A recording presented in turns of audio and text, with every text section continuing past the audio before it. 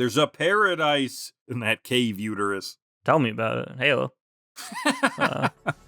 That's what I tell my wife every night. Hey. You got a paradise in there, baby. Another week, another phoned-in intro, everybody. Welcome back to Kill A Delibird, the Pokemon Rewatch podcast, the best one, the best Pokemon Rewatch podcast, where I'm Kellan, I play a lot of Pokemon. We take you through a couple Pokemon episodes. I mean, that's how it'd be. I don't know, man. Graham's also here. Graham, how you doing? Graham doesn't play Pokemon. Is it phoned in if it's over Discord? Boom, boom. That's like an old man joke. I'm sorry. Yeah. I'm sorry. Yeah. Oh, man. I was like sitting on it, and I'm like, I just need to say it. But at the same time, like, there's these jokes that just take up like social space, but like they're not funny. Nobody likes them. But they're like important to like lubricate the conversation, you know? Sure. My dad at lunch the other day, the waitress asked if he had any allergies, and he said, "Oh, just to bees and wasps." I was like, "Okay, Dad, why?" You know what? But he had to say it. I get it. But He had to say it. But no. I was like, that's kind of funny, but also like not it's funny not. to nobody ever. No. Stop it. But then the waitress probably doing? went, "I'll make sure there aren't any bees in your salad." Yeah, something like that. Exactly. I don't think there's any bees. I don't know. Yeah, he played off yeah, of it, yeah. but it was. This It is was the still a thing moment that didn't need to happen. that waiters, that like service staff and old men have around the globe. This like shared bad joke banter that's universal between old men and service staff. It's just like, it's like a contract. It's like a holy contract that one of them needs to make a forced bad pun and the other needs to smile and act like they're the funniest person in the world. And that is the beautiful contract. Yeah. It's so much thicker with the old man, though. You know? It's like a required. Yeah, like spreading it on thick. You know, Okay, if sure. life is toast, I have a sliver of butter. The old man has a heaping Havarti. You know, like a real solid cream on that bread. A nice slotch of Marmite. Oh, yeah, exactly. Some hefty yeast poking out of that sourdough. I don't know what a slotch is, but I just made that word up. Cool, So. And I just went with it. Yeah. I like metaphor riffs where by the end of the metaphor, the art is the metaphor itself, and we aren't talking about anything at all anymore. And that's what this podcast is. Welcome back, folks. Yeah, sure. It sure is. Talking about nothing. It's the real Seinfeld of podcasts. Well, it's when you talk about nothing and everything all at once. That's when life explodes and expands and contracts in on itself, and we get a little bit closer as people. We sure do. Did we say what this podcast is? Yeah, you intro. Yeah, I think T-Cat. I said something about that, yeah. You're the Pokemaster, I'm the rambling, bambling idiot, and I am standing up to my name and reputation right now. Yeah, do you got any nerd updates? You know, anything you're doing, anything you're thinking? No, not really. Things have been pretty stagnant the last week. Well, I got a couple, I guess. Finally got my hands on a physical copy of Expedition 33. Have you heard of this game? I've heard of it. It's on my Steam wishlist, I think, so I'm waiting for a sale or something. Cool. Yeah, it's a pretty killer game. I don't know if you have a computer that will be able to run it, just a heads up, so look into that. But, like, it's pretty good looking. It's pretty modern. But I think you would like the gameplay, and you would like the plot. It's like French Final Fantasy. What did I call it last night? Final Fantasy meets Paper Mario. Okay? It's like if Paper Mario was angsty in French. That's what it is. Sounds like a great time. Yeah, so the plot is, like, they all live on this island, and they're all extremely French, and every year there's this, like, sorceress called a paintress who, like, draws a number in the sky, and it's, like, been a countdown for 100. Okay, so, like, 100, 99, 98, right? You know how countdowns work. Yeah, I'm familiar with numbers. When the number comes up, everybody of that age dies, okay? And it's been counting down, and now it is 33. And every year, the people who are gonna turn the next age, like, raid kind of the island where the paintress lives and tries to, like, find her and kill her, right? But so far, no expedition has ever returned. So this is the 33rd expedition. Okay. But the gameplay is just like a modernization of Paper Mario. It's like that turn-based, but with like QTEs for everything. Yeah. You can dodge your way through, like you can take no damage in a battle if you know the patterns perfectly. But the timing and learning the patterns is like pretty hard. I'm a fan of that. I like that about Paper Mario. Yeah, it makes for pretty compelling gameplay. I like turn-based, but it's nice that it's like somewhere in between, right? That you can like chill out and think, but then you know the parts that you gotta like lock in and pay attention for. And it has like a lot of stuff from like Final Fantasy X, like the shared battle order, the turn order at top that you can like manipulate with different spells. And each character has like their own in-game mechanics. Like the one uses elemental skills and then has like a board that elements stick to and then like uses the elements in their next turn. And now there's a fencer that like uses stances, so they're constantly shifting between stances when you use different moves, and then the different stances change how the moves work. So yeah, pretty great Japanese style RPG, but not out of Japan. Very cool. Yeah, very cool FRPG. Stuff.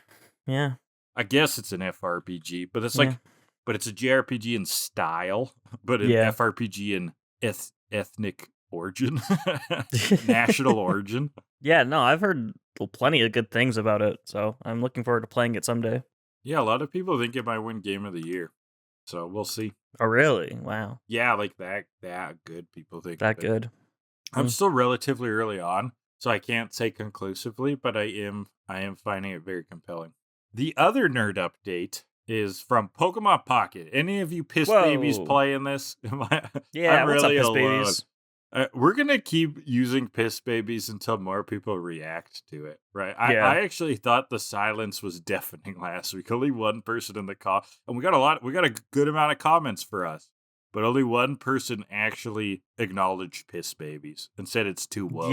Yeah, I just want to shout out this comment from Anime PDX, who said, I don't know if Piss Babies is a good name. I think it's too woke. I prefer classic name of being the urination of TCAD, which was fucking brilliant. Yeah, whatever happened to good old urinating? The urination? Oh my god. The urination. Can't believe I didn't think of that. I mean, Piss Babies is perfect. Piss Baby. Yeah, well, the Piss Babies altogether are the urination. In the urination, yeah. Yeah. Piss Babies make... A piss baby is urinal. Urinationality. You can't spell urinal without you and I. Yeah. Yeah. That's the truth. And that's what we make up. Yes, the other nerd update was Pokemon Pocket, of course. There's this is kind of breaking news, Kellan. Oh my goodness. I don't know if you saw. Okay, so there's a new packs out, a Ho-Oh pack and a Lugia pack, which is great. Gen 2 getting representation. They don't have EX versions of the starters, which was like kind of weird, but can assume that that's maybe just they're saving that for the next pack or something. But Ho-Oh and Lugia themed, okay, cool. However, the Ho-Oh art got pulled recently because of speculation of that the art was plagiarized or something like that. So they're investigating it. And I pulled a Ho-Oh and it's just the card with like a placeholder that says art coming soon. And that's so funny. I took a screenshot going to an art of museum. It. I know, exactly. Art coming soon. Oh, well, that's a shame. I'm a little surprised they didn't delay the pack because of it. But, yeah, it's weird, but I don't hate it. Now, this phrase is overused, but it's a little dystopian. It's not dystopian, because this is a fucking Pokemon Pocket card game.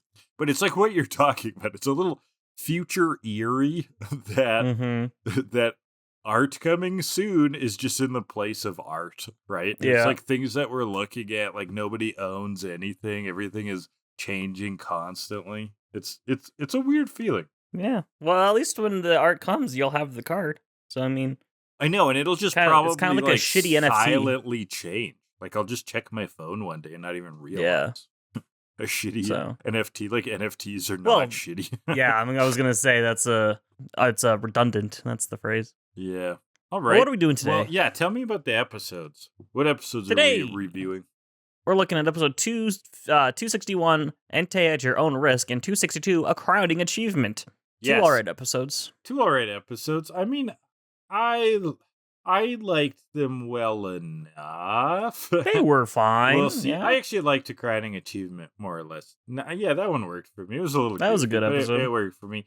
Entei at Your Own Risk is a little bit hot and cold, as in... The name's a bit of a tease. Exactly. It's a bit of a tease. It kind of works, but it felt a little bit of a wet blanket. But okay. Thinking about the second one, though. Slow King. Cool Pokemon. I guess that's a spoiler, but there's crowns all around, right? It's all about crowns, Legend of the Slow King.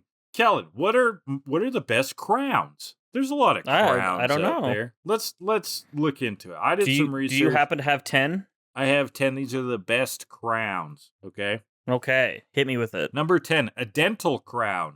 Very I was thinking dental important. crown. You have to be able to chew. I don't really know what a dental crown does, but, stops the enamel from chipping. Dentists in the comments are going crazy. Yeah, all the dentists we have. We're a very dentist-heavy podcast. Shout us out if there's a piss baby dentist. Yeah. Number 9. Crown Royal. It's a whiskey. It's popular here in Canada. It's got a crown in the name and on the logo. Comes in a purple bag, the fancy version. Oh, good for it. Good for it. Number 8. The Crown, the TV show. It had I've heard 5 good things. seasons. Matt Smith played Prince Phillips. Who plays Diana? I don't remember. Someone cool. I don't know. John Lithgow's in a season. Wow, what a show. Lithgow's great. I love Lithgow. Yeah, he is great. He's a good actor. Yeah. Did you ever He's very watch Third Rock from the Sun?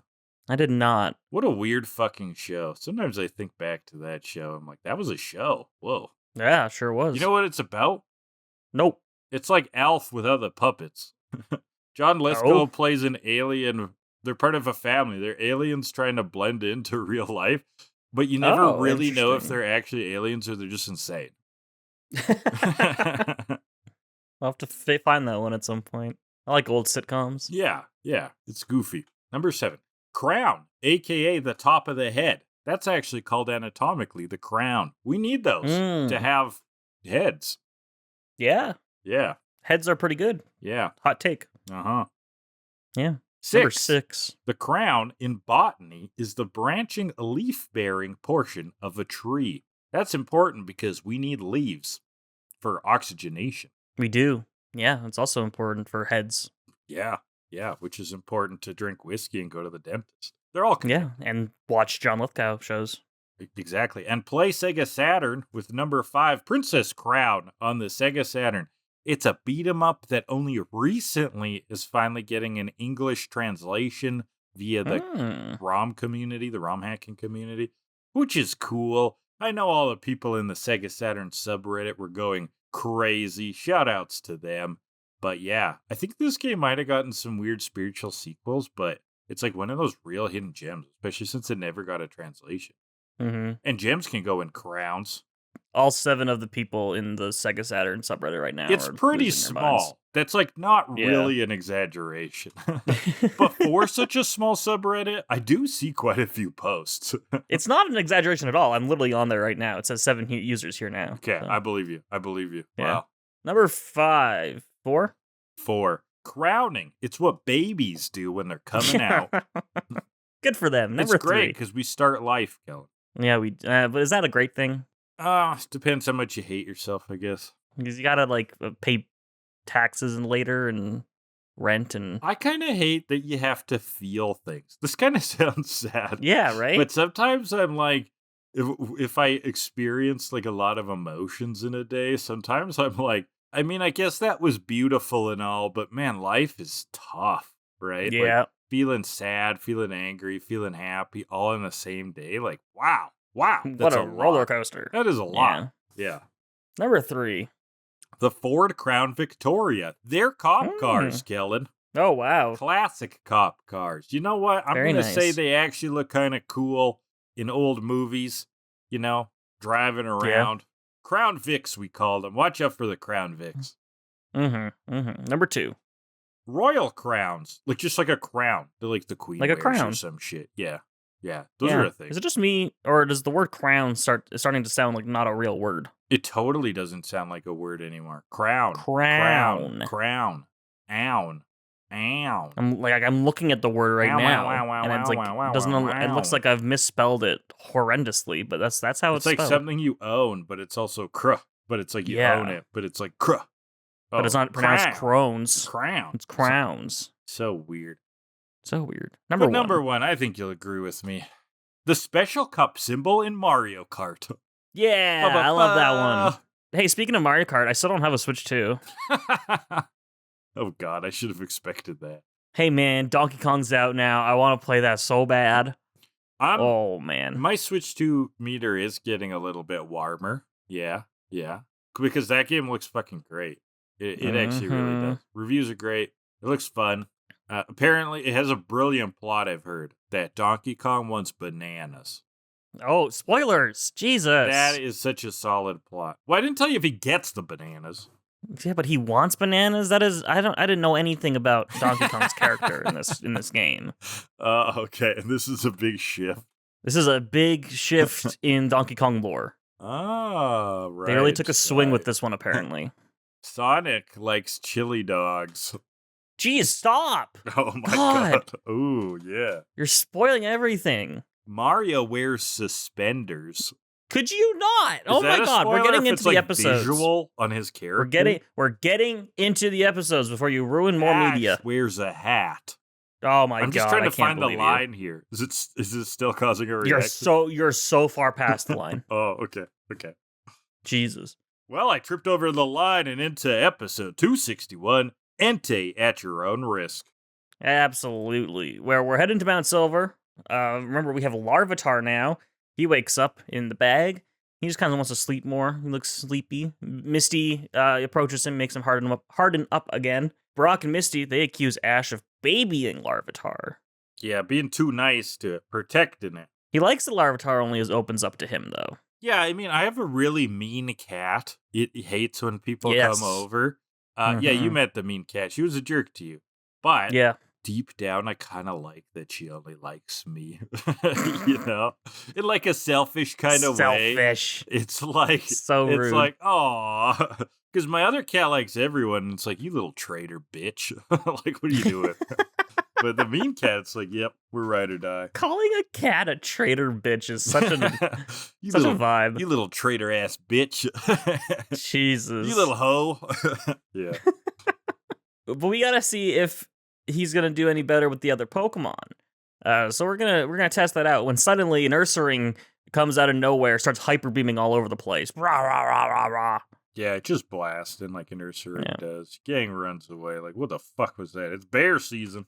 Someone got up on the wrong side of the cave, Brock says. Good line. Write that down. And I see a bunch of little lakes. Okay, they're in Minnesota, land of the lakes. Yeah, they found a little hot spring. Or hot springs filled with a bunch of Pokemon. These wild Pokemon are just bathing. They're just chilling. Yeah, all together. They're having a great time. Ash goes towards the hot spring, but trips a tripwire. And suddenly there's an alarm, and a kid comes out who's like, Entei, let's battle. And Ash is like, Entei? There's an Entei here? No, the kid is looking for an Entei. Yeah, a lot of whiplash here, because you're like, is the hot spring being monitored? Does it have a security system? And then a kid's looking for an Entei. He's just like creeping around the hot springs where all the Pokemon are bathing. It's like, okay. But apparently this is an area where an Entei could be sighted. They don't elaborate based on his data. This is where it should show up next. Because it's roaming, right? Mm-hmm. Yes. You know, there was some nice little touches. Like, we'll talk about the game accuracy, I'm sure lots. I don't want to spoil it because I don't actually know how accurate some of the stuff in this episode was. But, I mean, this is cool, right? That it was like, about the roaming Pokemon. Because that's like really fucking annoying in the games. It's like it was pretty game accurate in that way. Yeah. And there are quite a few game accurate things. Oh, good. About this. So that's cool. We'll get into that. But this is Nelson. It's his lifelong dream to catch an Entei. Lifelong, he's what, like 12? It is funny when kids use a phrase like that. When I was young. Boy, you're 13. Yeah, I did that when I was a kid. You're like, you are a kid. Yeah. Well, Ursaring, he's back. He charges in, dives into the hot spring, which calms it down immediately. Turns out these springs have the power to calm and heal Pokemon. Yeah, what a vibe. When I'm angry like an Ursaring, I'll just jump in the bath. It'll all go away. Yeah, I like baths for like 5 minutes, then I'm like, okay, it's too hot. Actually, yeah, I don't bathe, but I'm just like Yeah. inspired by the Ursaring. I'm like, does it work? Maybe you need some good like salts. Maybe it's all about the salts. It's all about the bubbles, you know? You gotta make yourself a bubble beard. Yeah, the ball ticklers. I think that Ursaring has balls being tickled. I actually don't know what gender the Ursaring was. Or like what, it's got packing. I don't know what the Ursaring had packing, Kellan. Is that too much to ask? We demand to know, what was the Ursaring packing? I watched an episode and I could not tell the Ursaring's biological sex. Pokemon is woke. Okay, I apologize. Because I know not everybody thinks that's funny. There's probably someone who listens every week, Kellan, is like, enough with the woke jokes. But it's so good. Woke is so funny. We're addicted. Kellan, I'm sorry. We're addicted. Actually, no, I'm not sorry. That would be woke. Apologizing's woke. Apologizing is so woke. It's true. Well, Nelson has to go check on the other sites for now, but it's time for us to check out the hot springs. So out come all of Ash's Pokemon. Totodile is raring to go. He's just running straight to the hot spring. But hold up, we gotta introduce a Larvitar to the gang. And so Totodile runs up to him, spins him around, playing with him. He starts playing with him right away. Out, Totodile the extrovert playing with Larvitar the introvert. Super cute. Yeah, and Larvitar's so nervous, but all the Pokemon to play. This is getting to Larvitar a bit, and he has a bit of a tantrum. Yeah, all of them are, all the Pokemon come out to have a good time. Psyduck gets buried in the sand. It's hot sand, though, so the rock Pokemon are gonna love that. Onix comes out, and I think the sheer force of Onix hitting the ground caused all the sand to move and bury Psyduck alive. Yeah. Geodude's gonna grab Larvitar and pull him in, because, he's like, come, join the rock Pokemon. It's all about the rock hot springs over here, which are in sand. Because they realized that getting Larvitar wet was a bad idea. It's a rock Pokemon. Yeah, but there's also, I believe, a Houndoom in the hot springs at one point, and that's a fire Pokemon. So, well, inconsistent logic. Sort of. Now let's take a swim through that, shall we, Kellan? Of course, fire's weak to water, right? We all know this. Your grandmother. So everybody knows. But rock Pokemon, as seen in the Pewter Gym battle very early on, have this special angst towards water, where it's not just water attacks that hurt them more, but just getting wet causes them extra pain. We don't see the same thing with fire Pokemon outside of things like Charmander's tail, like an open flame, right? I guess, technically, but so it's therefore, still interesting the hot to me. spring not being a Pokemon attack renders it inert to Hadoom's skin. Sure. If the hot spring was a Pokemon attack, Pikachu, use hot spring attack. Then it would cause pain. Yeah. It's super relaxing. All right. So, Larvitar's pushed into the sand. He's really loving it. And then some of them start getting into a sand ball fight. Start mushing up the sand and throwing at each other. Pikachu gets it in the face and is upset. Larvitar took one to the face. Should be what are we doing? Yeah. Throwing sand in your eye. That's really dangerous. Disaster. Larvitar gets upset and starts screeching. Team Rocket's watching nearby. The last thing they need in Team Rocket is another screamer, though. Jesse's like, what are you talking about? Meowth's like, whenever they say you have a big Meowth, they're not talking about me. Hey. Whoa. Good one. But Meowth has a plan involving fruit smoothies for this one. Yes, the scheme of the episode, to open a booster juice. And so they pull up in this truck, and they're dressed up in fruit smoothie people outfits, I guess. I don't know. Yep. And we get a full motto: prepare for trouble, we don't care for defiance, and make a double, it's all for science. As researchers, we search for the truth in food and drink. We're here to say what we think. What's really important when you eat a treat, not the flavor, but the time you eat. And they have free smoothies for everyone. Okay, so they're researchers that are giving out free smoothies, but they're just Yeah. smoothie salespeople, no? They're just smoothie vendors. They're Where's the the Costco researcher free come from? sample people. Yeah, okay. Oh, they're researching, like, how people like them. Okay. I get it. It's market testing. Come on. I get it. My head went somewhere else when I heard research. More like food scientist, I thought. No. Brock and Misty, they don't trust these people, but Ash is like, come on. They said it's free. They said it's free. Let's just get in their giant unlabeled cargo van. So he just gets in their fucking truck. That's the thing. Okay, Delia sends Ash away. They're concerned about Larvitar. Ash gets in an unmarked truck from some adults he doesn't know. Okay, that's crazy. Oh my god. Not only just Ash, but all of his Pokemon too. Oh yeah, true. And they get trapped in. Ash is upset that they lied about the smoothies. You lied about the smoothies, didn't you? Great detective moment. Love it. Really great. So they gotta break out. Larvitar's watching everybody throw themselves at the door. They realize that it's Team Rocket at this point. Yeah. Pikachu tries Thunderbolt. The truck is anti-electrified, though. Bayleaf goes for a Razor Leaf, Cyndaquil flamethrowers, and then Totodile's ready to jump in. Ash is like, hold on a second. If we make it hot and cold and hot again, maybe there's something with there. So they flamethrower and water gun back and forth a few times, and then Bayleaf Razor Leafs to cut a hole out, and then Bayleaf Vine Whips them out. This is maybe the fourth time they've done the whole hot and cold thing, yeah. Larvitar goes flying, but a Mischievous catches it. Yeah, interesting. So we dex the Mischievous. We've actually seen one of these before, but Ash hasn't, I believe. We saw it in the Legend of Thunder, right? Mm-hmm. Yes, we did. So we don't need to go over it in too much detail. It's like a cute ghost Pokemon that wears like a necklace. Yeah, only ghost Pokemon introduced in Gen 2. Nelson shows up. This is actually his Mischievous. Misty and Brock are shortly behind. They think it's cute. Mischievous has a secret attack that is specifically for catching Entei in Nelson's mind. But what is it? Ash needs to know what that is, but they'll have to battle to find out. Ooh. Cut to Team Rocket. They're talking about how they have 900 gallons of smoothie. So they didn't lie about the smoothie. Yeah, they apparently just don't have it with them? I don't get that. The good news is that they have the 900 gallons. The bad news is that the twerp got away. Yes, where are the 900 gallons of smoothie? And what's their business model? 900 gallons is a lot, right? That is a lot of smoothie. 2,800 liters. That's so many bananas. Like 3 tons of smoothie. That's too many bananas. Yeah. Well, if they're banana smoothie, I don't know. It's already smoothed too, so like you got to use this shit. Right? Like smoothie doesn't keep. Are you freezing it? It's like that's been not as smoothed. good, but you might have to. Yeah. It's been smooth. Do you like that? It's been smooth.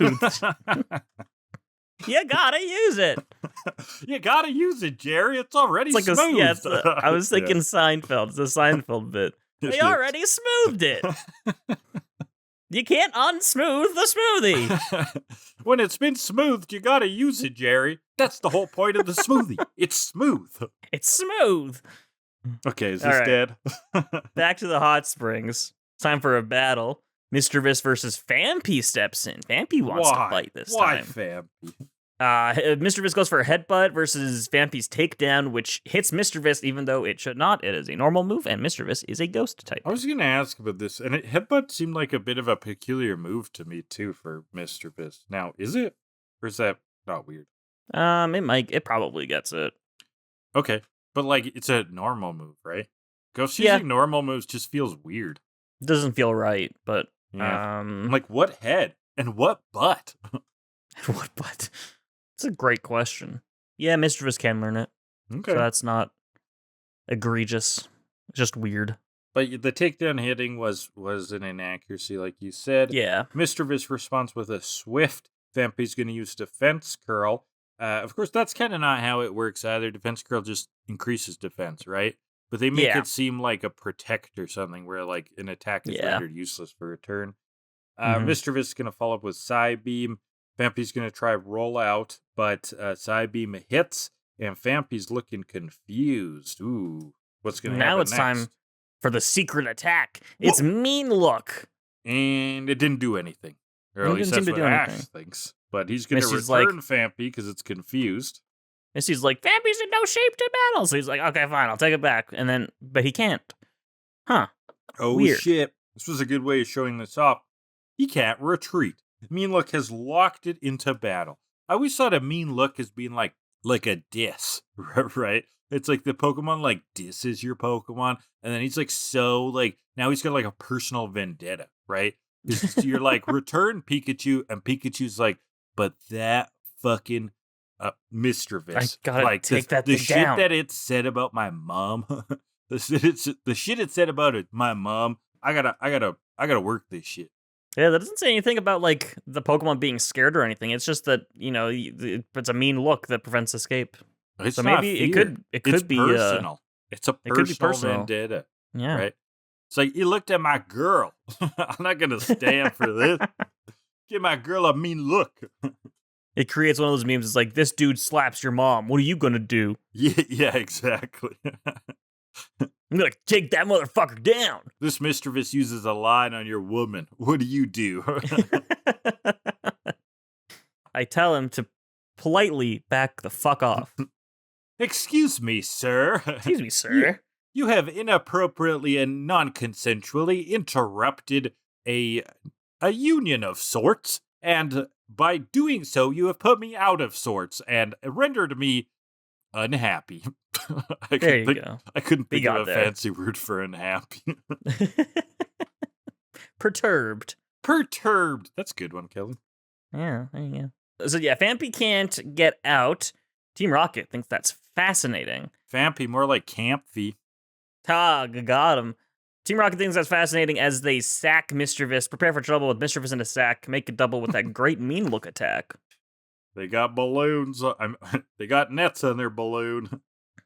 Their chant has like a big word art R behind it, like very like Microsoft Word 2003 clip art, like this R, right? It's got the gradients, it's got the shadow. Like, okay. Misty's like, this is getting so old. This whole like net thing, like every fucking no. Meowth says that. Sorry. Meowth's like, this is getting so old. He's over the chant. He wants something new. So they're gonna use Mean Look on the wild Pokemon, then Entei, and then the sky is the limit.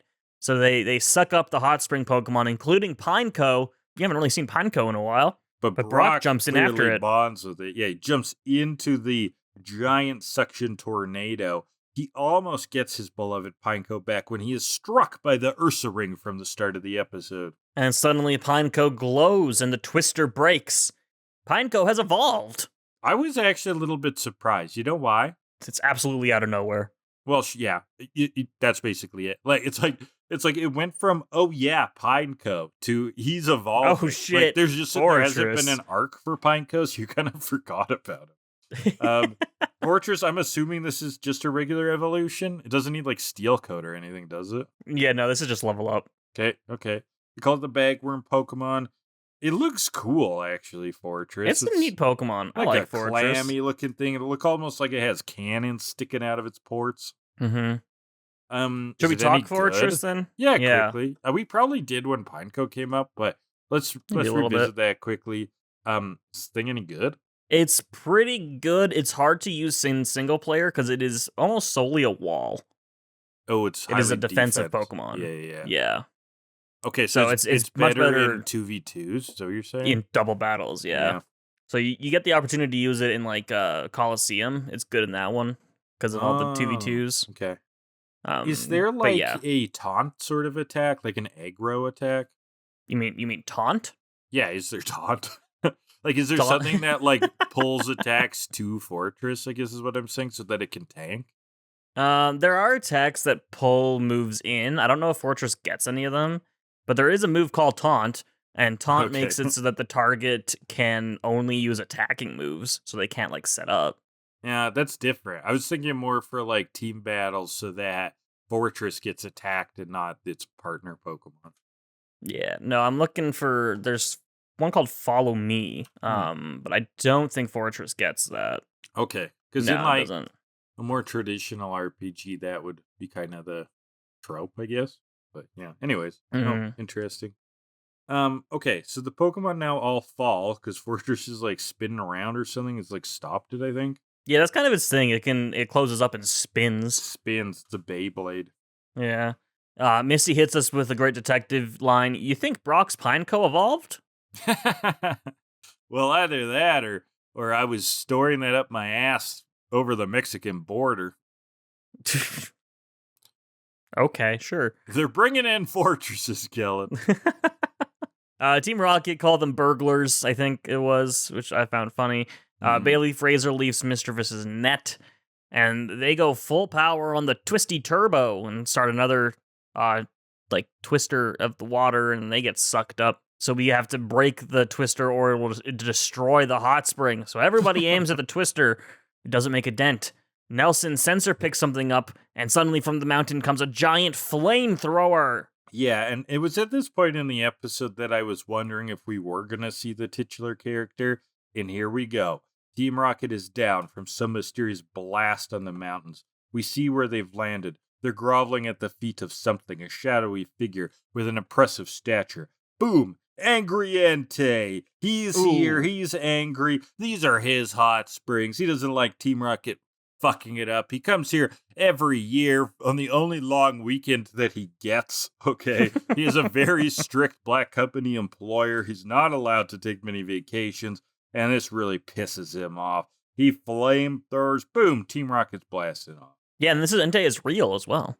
Yeah, it's not hot daddy mind Yami Yuki. Yeah. Entei. So I got a question here now that we see Entei finally. From Axel Tovar 5 numbers in the YouTube comments, who asks, so you think the legendary beasts used to be evolutions or just some random Pokemon that we've never seen? Now my question to you, Graham, is do you know this lore bit? I guess we've been over it in the show, actually. No, I didn't understand that. Can you explain?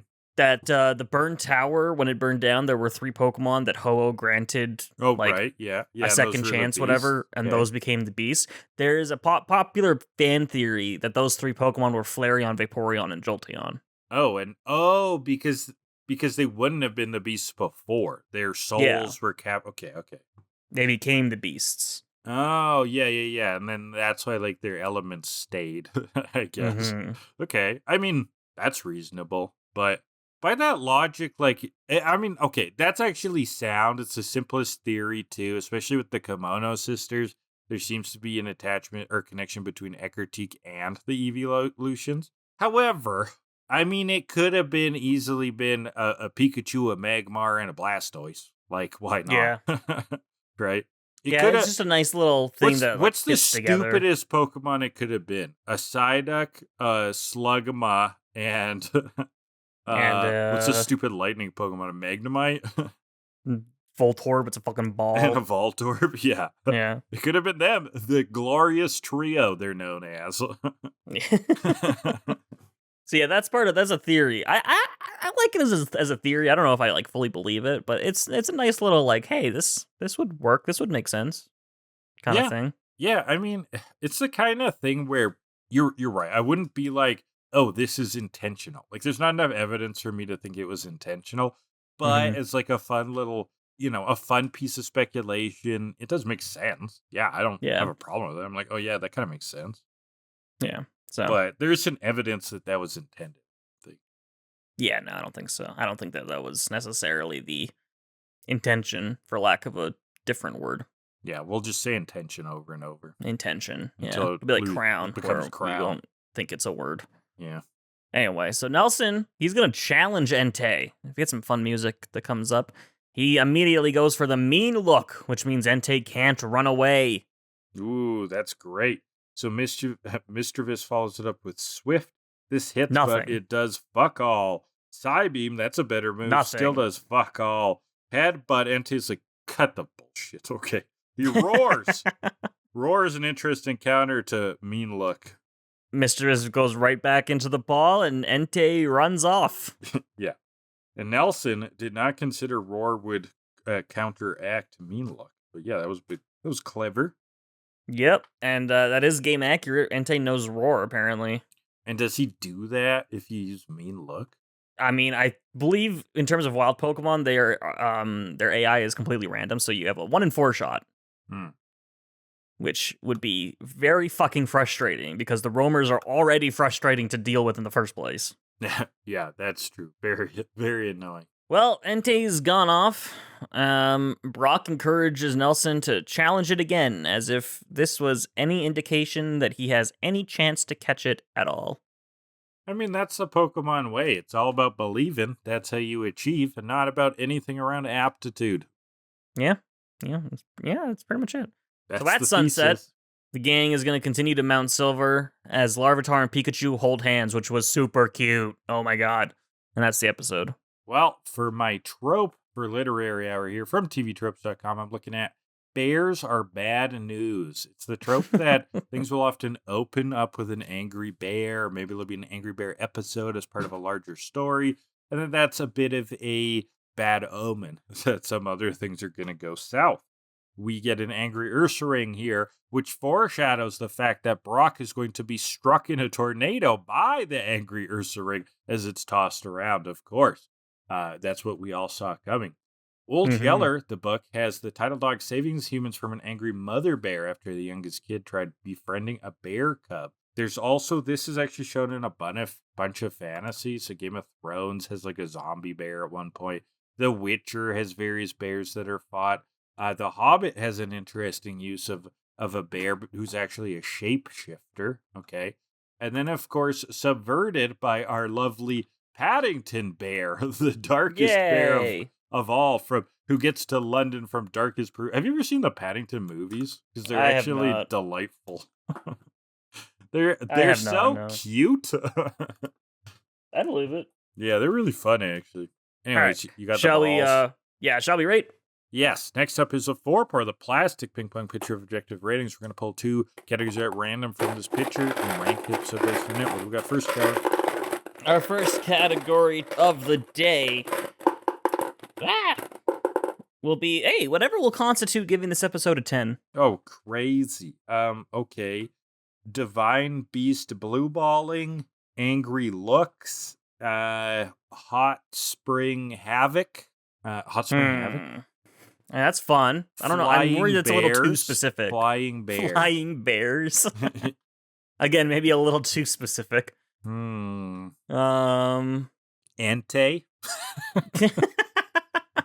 No, I don't know how many more episodes Entei shows up. I don't think I would even give this episode a 10 for Entei.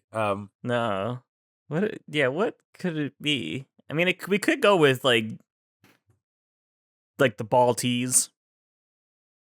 Because it is a tease, because like it's called Entei at your own risk, and Entei only shows up in the last 3 minutes. Titular tease.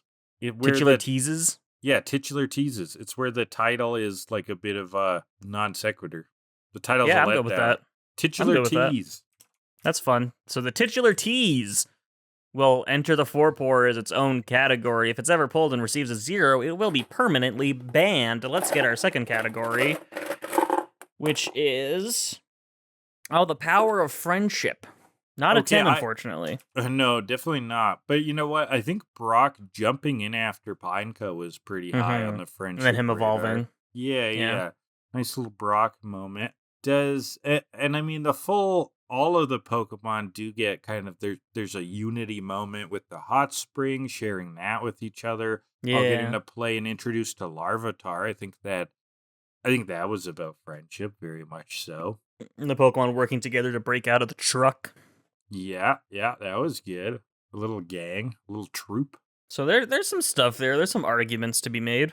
I'm gonna go with the 7.2. Yeah, I was in that territory. We're really looking for stuff where they're like, I'll defeat you with the power of friendship. Yeah. But great friendship moments. So we'll go 7.5. So 7.35 overall for Entei at your own risk is 8.675. Good score for Master Quest. That's aggressive. Yeah, that's great. So let's get into 262, a crowning achievement. Onward to Mount Silver still. Larvitar wakes up and Misty's gonna pick on it. She really wants it to like her still, but it still only likes Ash. That's not going well. She thought Ash was the lazy one. And so he hardens up. Sleeping all day. Brock tries to make it laugh with some funny faces, some Brock's classic funny faces, but it just screeches. Yeah, this is actually noted as one of the few times that Brock's eyes open. Did you know that? Yeah. Well, like, quote-unquote open, because I don't think he's walking around with closed eyes all the time. Yeah, I guess the quote as is everyone likes to important, say. but we don't normally see Yeah. the whites of his eyes. And Yeah. let me tell you, they are haunting. So Ash soothes it back. Brock needs to work on his technique, but we can hear a waterfall, so let's go there and we'll have some lunch. Team Rocket's listening, eating. They're thinking of grabbing that lunch and pinching Pikachu. Yeah, that's pretty much it. So Ash rushes ahead, and right down a cliff he goes, hits a rock, and we see that there's a ton of Slowpoke around. Yeah, they don't look healthy, apparently. Rivery looking thing. It's a little dried up, though. Ash refers to it as a lake, but, like, I don't know. It was kind of a river. More rivery, yeah. More rivery than lake, but tomato, whatever. There's a crown up on a rock. It's clearly a king's crown, right? We've seen this thing before, but they call it King's Rock? Wait, what is this? King's Rock? It's a King's Rock. King's Rock, not King's Crown. Okay. Yeah. But before they can go up to it, wait, says two researcher people. It's Alice and her father, Professor Telesu. And we don't really hear his name much ever past this. Like, call him Professor a lot, or Alice's dad. Yeah. Arthur, of course, is a bit of a foreshadowing, no? A little bit. And Brock's at her service. Oh my god, I didn't put Sword in the Stone in my literary hour. Oh my god. The whole episode is a Sword in the Stone analogy. That's the point of the episode. I probably put something fucking stupid there. Let me check like about bears again. Oh my god. Oh yeah, I'm gonna save it. It's extra stupid. Excellent. It's so stupid. Well, Brock said Alice's service. Of course, he gets eared.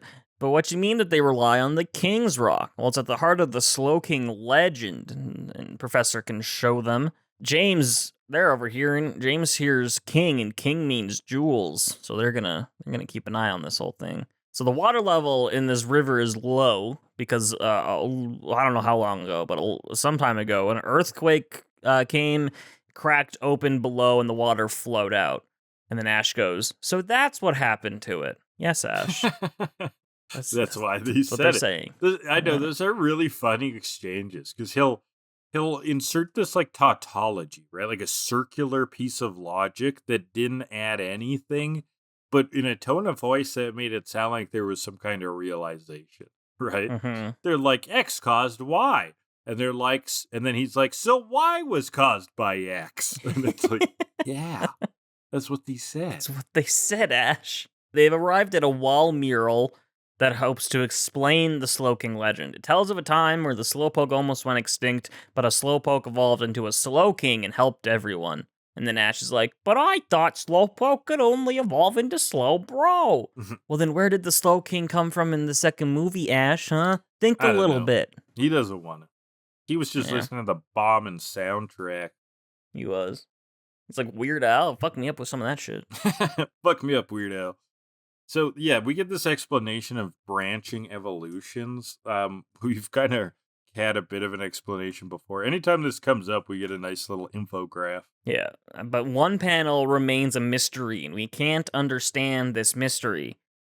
And so I've got a question that maybe we can understand from Kurt's sentient Slowpoke suit, who wants to know. Okay. This is the third episode in Johto about Slowpoke legends and cults. Is Slowpoke truly a fallen deity Pokemon, and his stupidity is a curse of his hubris? I mean, that's a fair point. It is kind of not a coincidence anymore at this point, right? That there's like a lot of Slowpoke scriptures that have to in do with Johto. Slowpoke. But yeah, but then they all have like a spiritual component. I mean, the anime's clearly leaned into that. They're like, these things are lazy, like religious people. No, I don't know. What the hell's their point? I don't know. That didn't make any sense. I said that aloud. It didn't make any sense. I've got no clue either. But maybe I like the idea that Slowpoke is like used to be a god and has been cursed. They look at this funny. thing and it's like fulfillment, and they're like, it knows something we don't, right? It's like the blissful idiot just putting all of these fun posts on Facebook, and someone's like, they're having more fun than I do. They just know something I don't about life. And that's how the rest of the world looks at Slowpoke. These blissful idiots are partying 24/7. And I'm Yeah, stuck at my day job. Turns out the secret to enjoying life is just to be really stupid. Yeah, it's to not overthink. Yeah. Just live in the moment, man. Oh, That's a slowpoke lesson. Curse us and our intelligence. Why do I have to be so smart? Yeah, we're so smart. But yeah, too smart for our own good, some might say. Yeah. And that's why I think the slowpoke are appealing. So God or not, that's why we look at them as gods. Because that idiotness, that idiocracy inside of them also comes with a sublime, a blissfulness, something beyond the pale that entices and allures. Yeah, I agree. I'm with Kellan you there. agrees. Kellan approved. Kellan approved message. I should get an approval stamp with just me giving a thumbs up. This is really shittily made. You can notarize stuff. Yeah. Like according to no legal system. But it's just me stamping my own content. That's it. All right. Well, Team Rocket has shown up. Bow to the queen and prepare for trouble. Crawl before the king and make it double.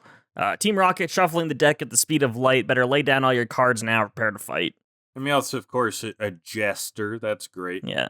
They went with a playing card theme to royally annoy you. Misty goes, annoying is right. Ooh, shit. She agreed. They're annoyed. Oh my god. Fucking got him. Burned by confirmation. Hey. So they're going to steal the King's Rock. Arbok and Weezing come out, go straight for the rock. Pikachu jumps in to protect it. Arbok poison stings. It's dodged. Quick attack is dodged. And Pikachu gets striked.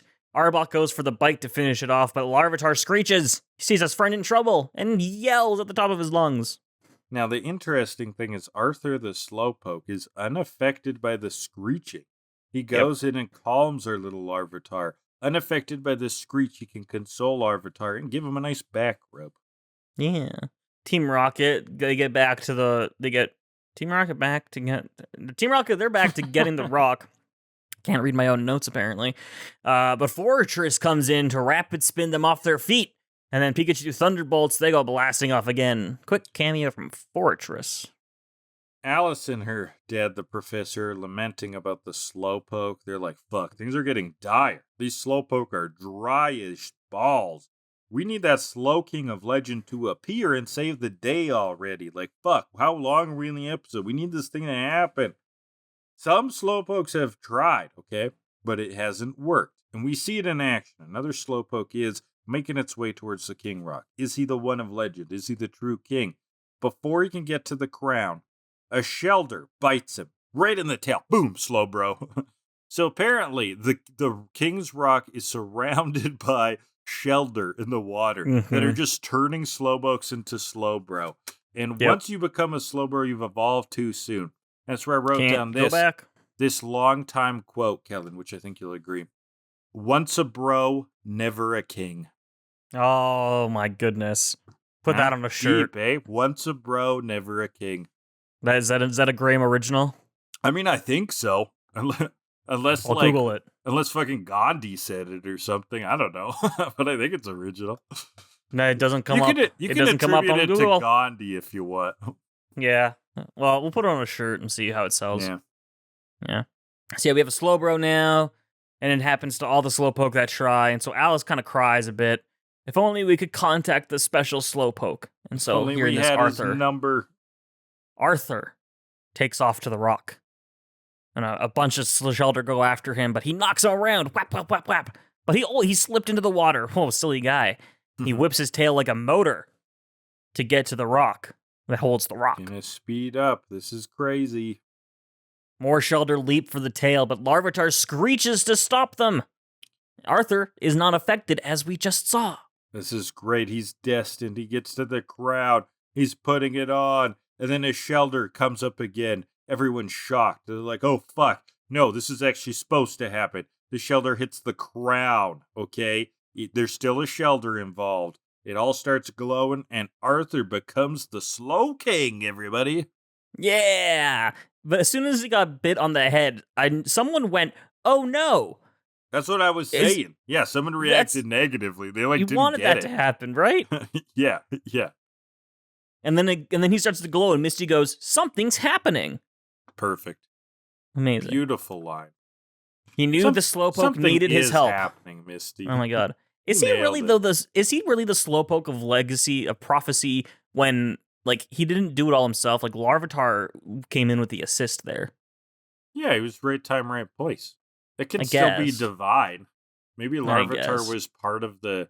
I don't know, did you analyze the scripture? God, no. And the screeching beast of yore shall assist our sire into winning. Amen. Amen. Team Rocket, they're still spying, and in they come with another net. Arthur confusions the net right back at them, and it was at this point where I was like, "Oh, hey, slow King Arthur." Yeah, that's a good one, show. Good one, show. Yeah. It's literally just Sword in the Stone. Yeah. Meowth says to keep your pants on. I don't know where that came out of, but he says to keep your pants on. Who's he talking to? I think he's talking to Jesse and James because they're freaking out that they're netted up. Oh, Meowth's like, "Look, just keep your pants on." I was like, who's not wearing pants? He's not wearing pants. He's the one who doesn't wear pants. Notably, in movie 2, Slowking thought that maybe he should wear some pants. Yeah, there was a connection between Slowking and pants. Maybe that line's coming back to haunt us. It's a great line, though. Yeah, true. So Team Rocket go for their own smoke screen to try and sneak up. I love this because the gang figures it out. Like, we can't see them, but they can't see what they're doing either. And then we hear from Meow. It's like, man, it got dark really fast. Yep. So Arthur confusions to send them flying into a cliff, into the ground, and they get bit by a bunch of shelter on their asses. Yeah, who thought that they were slowpokes, okay? But we don't get slowbrows out of this.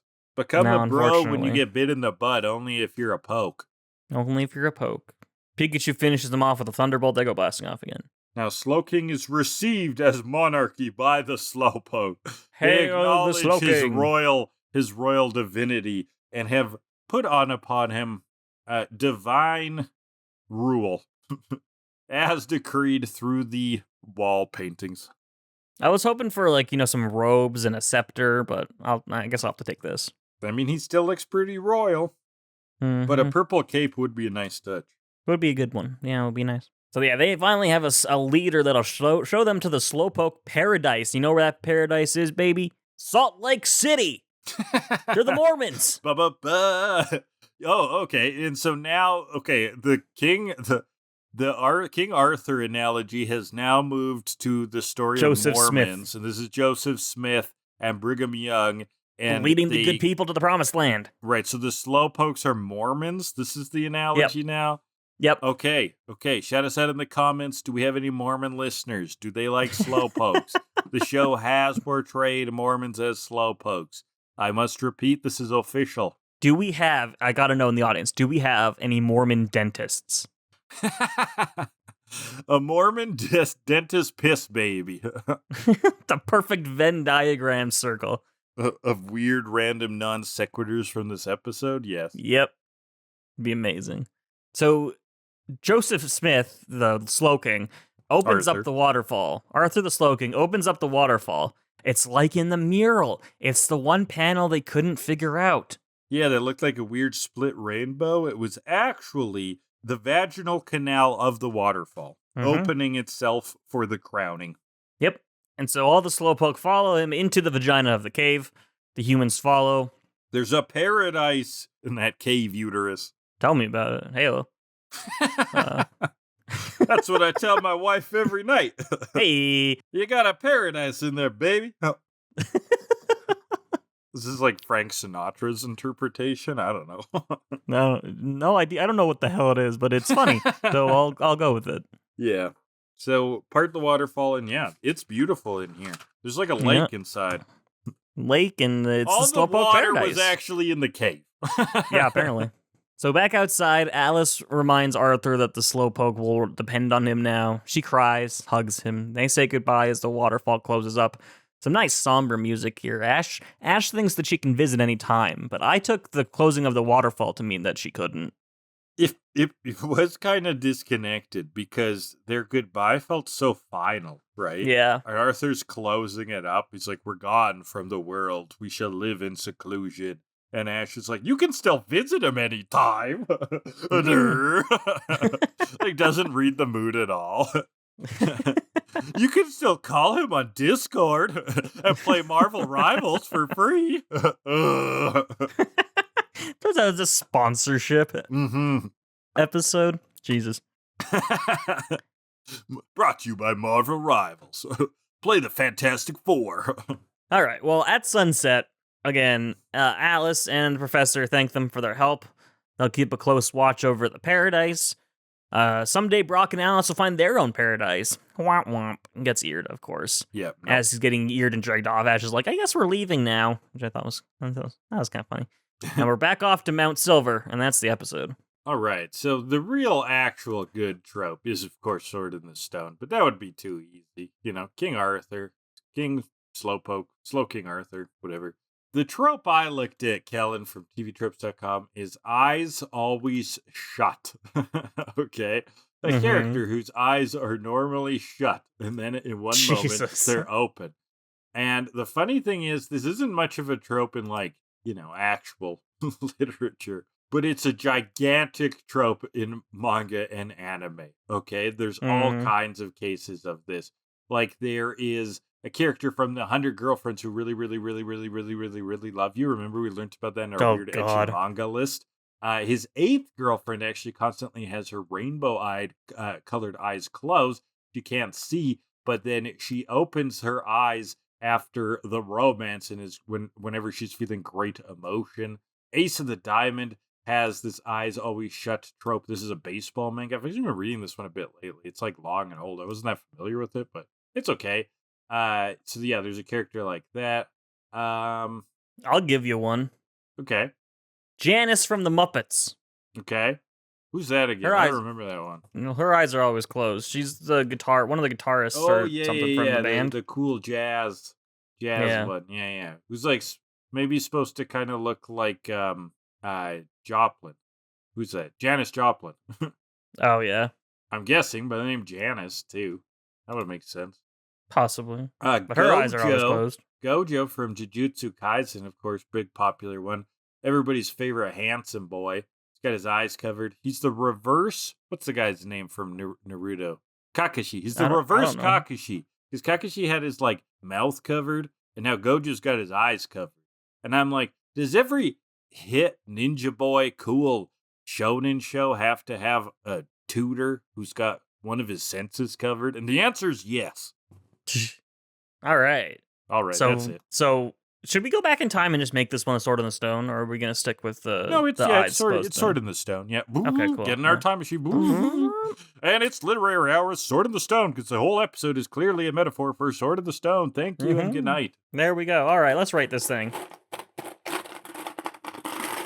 First category will be the animation. I don't know. Maybe I'm just like lulled by the animation lately because it's all fine, but there's been nothing like that really impresses me, stands out. Yeah, in a while. No, it's a replacement level. I think even the previous episode would have been a little higher with those like big water twister things. Yeah, I mean that's something. Like I don't know, but in general, the animation I've been doing a lot. I will say there's some fun parts, but like with Arthur, like doing flips and shit and kicking his way is fun. But it's not like highly technical animation. There's stills a lot of the parts. They're a fun use of stills. I think it was a good way of getting some economy out of the episode, probably. But I don't know. It's nothing special in the grand scheme of Pokemon. No, I'm gonna go 5.6. Yeah, I'll go 4.3. So that's 4.95 for animation. Final category of the day will be the perceived smell of the episode. What does Slowpoke smell like? Damp, musky, but not too bad. I feel like they probably smell like pretty terrible. I think they're like hairless dog, hippo things. I don't think they smell great, but I think they smell fine. I don't think they smell like pigs. I don't think. Yeah, maybe not terrible, but I don't think they smell good. No, but I think there is a strong smell, especially from like their habitat, right? Especially with the drying lake. I bet you when they get to the vaginal cave that there's some smells in there. There's quite a lot of growth in that cave, which is interesting because there's no sunlight. But you also have to think about, like, not just how does one Slowpoke smell, but how does a whole colony of Slowpoke smell? Like, that's different. Basking in the sun. Yeah. Yeah, there's a bit of a stank. Now, they didn't animate any, like, squiggles. Any smell squiggles? No, they did not. I'm going to go 3.6. Yeah, I mean, and I like to take this one to be how immersive I can find the smells. And honestly, I'm not really feeling a whole lot. So I go 4.2. I'm sticking. 0.2 says 3.9 for that. Overall, a 4.425 for a crowning achievement. Well, we got a slam dunk and then just a dunk this week. Yeah, that's but that is it for this week. We did it. Cool.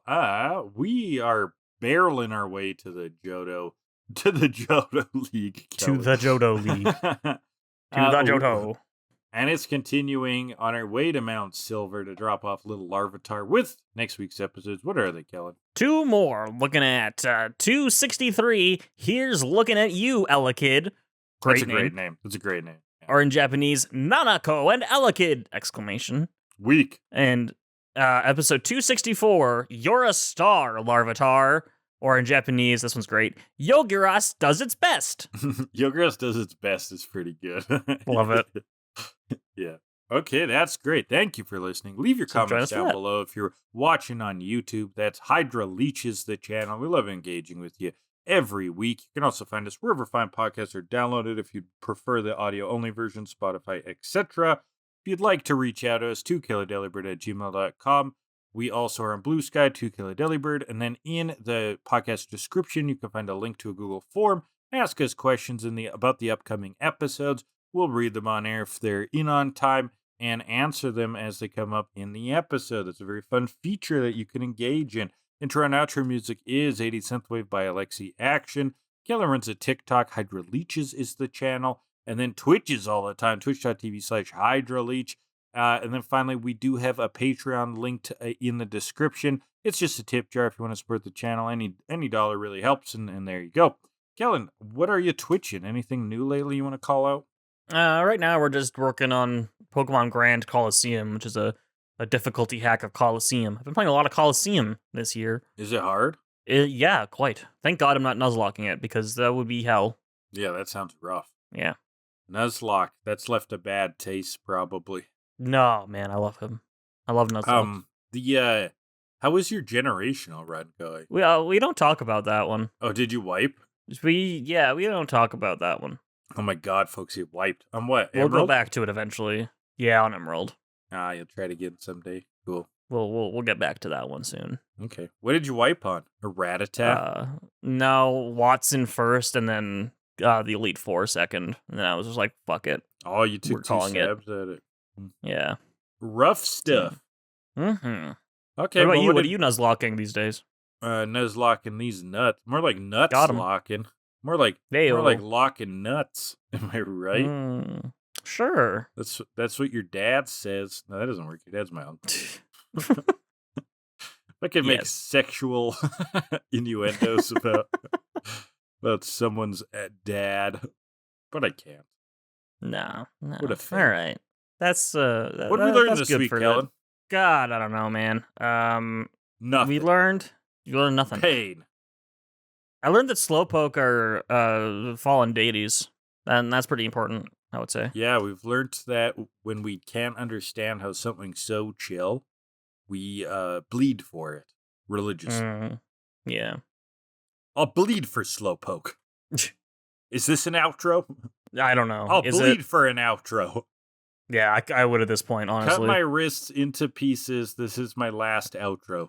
Yeah, all right. That sounds good to me. Bye. Okay, bye. I don't... fuck, man, I don't know. Jesus Christ.